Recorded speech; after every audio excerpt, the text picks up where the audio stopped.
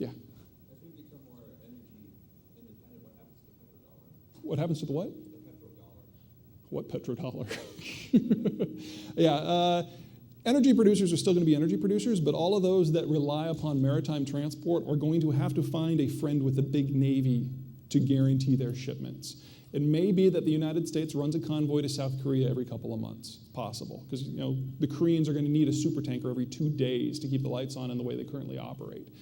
But if you look at the Middle East, there's no takers. The Europeans will be more interested in Libya, Nigeria, and Algeria, Gulf of Guinea area. The Southeast Asians are going to rely on Australia and the Americans. The people who normally used this stuff were Japan and China. Well, Japan's not going to pick a fight with the United States in order to access crude that's half a world away. They learned that. They learned that lesson. They're not going to make that mistake again. And the Chinese don't have the capacity. So really, you're going to be looking at places like Saudi Arabia having a total export market that's probably a third of what it is today, if they're lucky. The question is whether or not the interest on their accrued savings to this point is enough for them to continue as modern states, and that's a toss-up. Let me get somebody over here. Hi, I'm waving for the camera. Okay, we'll be back over there. How does India fit into this, and why hasn't India been good? India, the Ganges Valley is the most productive agricultural region on the planet. It has the highest food surpluses. However, it is not navigable. In fact, none of the rivers in India are navigable. So you have very high population growth and very low volumes of capital supply. That is a recipe for poor infrastructure, low-skilled labor, and a never-growing standard of living. This is how India has looked since the 5th century AD in the time of the Hindu kingdoms. This is how India will look 10, 20, 30 years from now. So if you're comfortable operating in the India of today, fantastic, it's not going to change. If you think India is about to become something more, sorry, it's not going to change.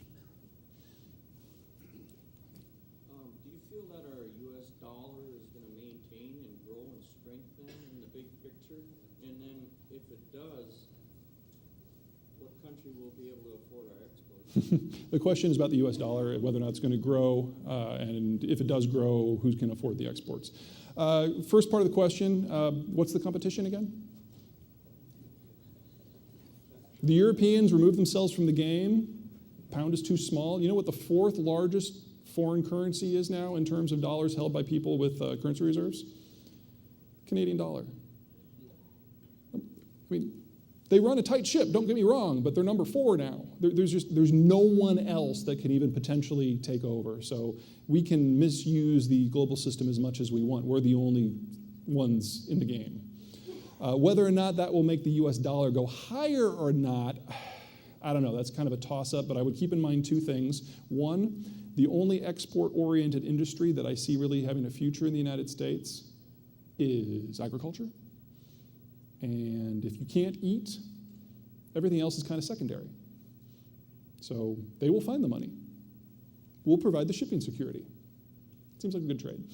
What was the other point? I had more than that. It wasn't nearly as funny. It was very serious, but I can't remember what it was now. Sorry. I'll get back to you. Yeah? Price of oil. I don't think it's going to drop. Even with all this, I don't think it can drop very much. Shale is expensive, much more expensive than conventional crude production. We need anywhere between $60 and $85 a barrel in order to produce it economically viable. That number will drop as we get better at the tech. But it can't go below that point or shale starts to fall off the map and we start becoming dependent on more conventional sources again. So I don't think you're going to see a price plunge. It can certainly fall back from 100, but I don't think we're going to see it go back below 50 anytime in the next decade.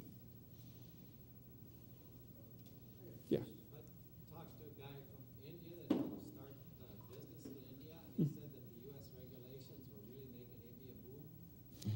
I can't argue with that, yeah. The guy over there, he was saving his money in U.S. dollars at home. He didn't believe in the banks over there because of the corruption of the communist realm and everything. This was in Vietnam.